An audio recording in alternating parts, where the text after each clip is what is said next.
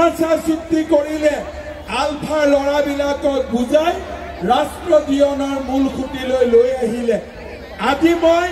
ইয়াত গৌৰৱেৰে সৈতে ক'ব পাৰোঁ যে অসম ভাৰতৰ ভিতৰতে এখন শান্তিপূৰ্ণ ৰাজ্য আৰু তাক লৈ আমি গৌৰৱ কৰিব পাৰোঁ শ্ৰদ্ধা ৰাইজ কংগ্ৰেছে আমাক কি দিছিলে লুঙি ধুতি হয়নে নহয় কুটা আঁঠুৱা কম্বল হয়নে কংগ্ৰেছ মানে ধুতি আৰু লুঙি আৰু একো নাই এতিয়া আমি কি কৰিছোঁ আজি আপোনালোকে দেখিছে আমাৰ যেতিয়া চৰকাৰ আহিলে আমি অৰুণোদয় আঁচনি আৰম্ভ কৰিলোঁ মহিলাসকলে অৰুণোদয় পালে মহিলাৰ ঘৰত সন্মান বৃদ্ধি হ'ল আজি মই চান্দমাৰীৰ মিটিঙত এই গধূলি মই কৈছোঁ যিমান ঘৰত অৰুণোদয় পোৱা নাই এইবাৰ মই সকলোৰে ঘৰত এটা এটা অৰুণোদয় আঁচনি দিম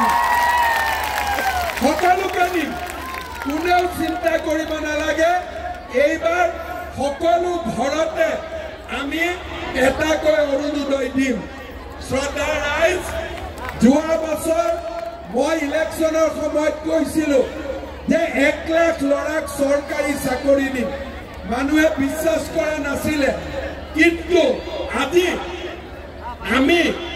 1 টকাও ঘোষ নোখোৱা কৰি 1 লাখ ল'ৰা ছোৱালীক চৰকাৰী চাকৰি দিলোঁ আজি মই আপোনালোকৰ আগত আকৌ ক'ব খুজিছোঁ যে এই বছৰত মই আৰু 50,000 ল'ৰা ছোৱালীক চৰকাৰী চাকৰি দিম শ্ৰদ্ধা ৰাইজ যেতিয়া আমি চাকৰি দিওঁ তেতিয়া মই দেখা পাওঁ যে এখন ঘৰতে 2-3টা ল'ৰাই কেতিয়াবা চাকৰি পায় কাৰোবাৰ ঘৰত এটাও চাকৰি নাপায় সেইকাৰণে এইবাৰ আমি সিদ্ধান্ত লৈছোঁ যে যাৰ ঘৰত এটাও চাকৰি নাই তাক আমি 10 নম্বৰ এক্সট্ৰা কৰি দিম যাতে সকলো মানুহৰ ঘৰত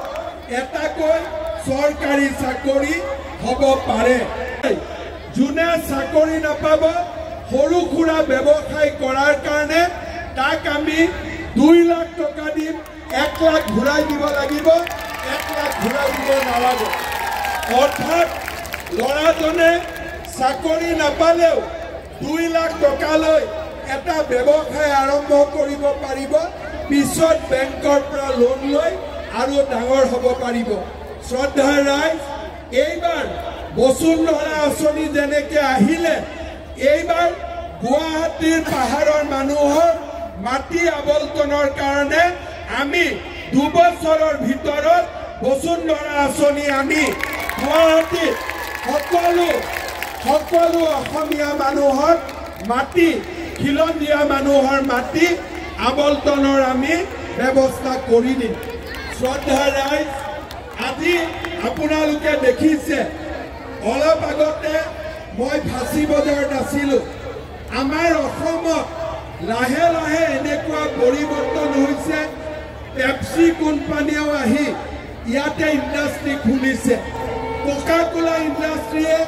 আহি ইয়াতে ইণ্ডাষ্ট্ৰি খুলিছে 30,000 কোটি টকা খটুৱাই টাটা কোম্পানীয়ে জাগিৰোডত সেমি কণ্ডাক্টৰ ইণ্ডাষ্ট্ৰি খুলিছে এতিয়া প্ৰশ্ন হৈছে অসম শান্তি হ'ব গুৱাহাটী ইমান ডাঙৰ হৈছে ৰিং ৰোড হ'ব নাৰেংগী কুৰুৱাৰ দলং হ'ব গুৱাহাটী উত্তৰ গুৱাহাটীৰ দলং হ'ব আমাৰ অসম বহুত আগুৱাই যাব উদ্যোগ আহিব কিন্তু উদ্যোগত কাম কোনে কৰিব বিহাৰৰ পৰা ল'ৰা আহিব পশ্চিমবংগৰ পৰা ল'ৰা আহিব যদি আমাৰ ল'ৰা ছোৱালীয়ে পঢ়া শুনা নকৰে সেইকাৰণে মোৰ আটাইতকৈ ডাঙৰ লক্ষ্য যাতে আমাৰ ল'ৰা ছোৱালীয়ে পঢ়া শুনা কৰে এইবাৰ মেট্ৰিক আৰু হায়াৰ সেকেন্ডাৰী পাছ কৰি যিমান ল'ৰা ছোৱালী কলেজত পঢ়িব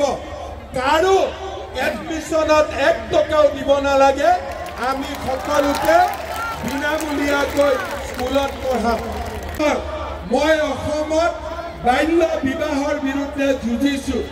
11-12 বছৰত ছোৱালীক বিয়া নিদিব আজি 1 লাখ চাকৰিত 30% ওমেন ৰিজাৰ্ভেশ্যন তাৰ মানে ছোৱালীৰ কাৰণে 30,000 চাকৰি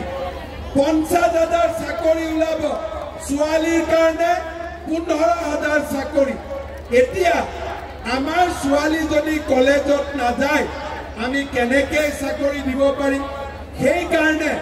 এইবাৰ চৰকাৰে সিদ্ধান্ত লৈছে যে আমি ছোৱালী কলেজত পঢ়ুৱা এডমিশনটো বিনা পইচাত হ'ব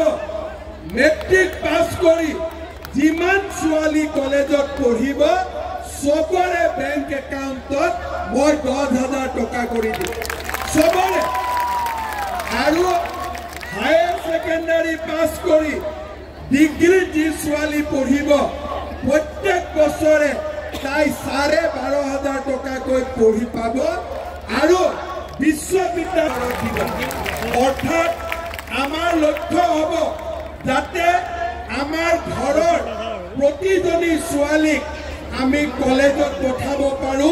আমি পঢ়াব পাৰো পাকিস্তানৰ পৰা সন্ত্ৰাসবাদী আহিলে আক্ৰমণ চলালে মোদী ডাঙৰীয়াই লাহে কৰি পাকিস্তানত দুটা বম পেলাই দিলে কি হল এতিয়াতো কোনো সন্ত্ৰাসবাদী নাহে আহে নেকি এই কামটো মনমোহন সিঙে কৰিব পাৰিলেহেঁতেন না এই কামটো কংগ্ৰেছে কৰিব পাৰিলেহেঁতেন না এয়াৰ ফোৰ্সটো আগতেও আছিলে ভাৰতৰ লগত বোমাটো আগতো আছিলে কিন্তু পাকিস্তানী বিলাকক মৰম কৰে কাৰণে কংগ্ৰেছে আগত সেইটো সাহস কৰিব পৰা নাছিলে ৰাম মন্দিৰ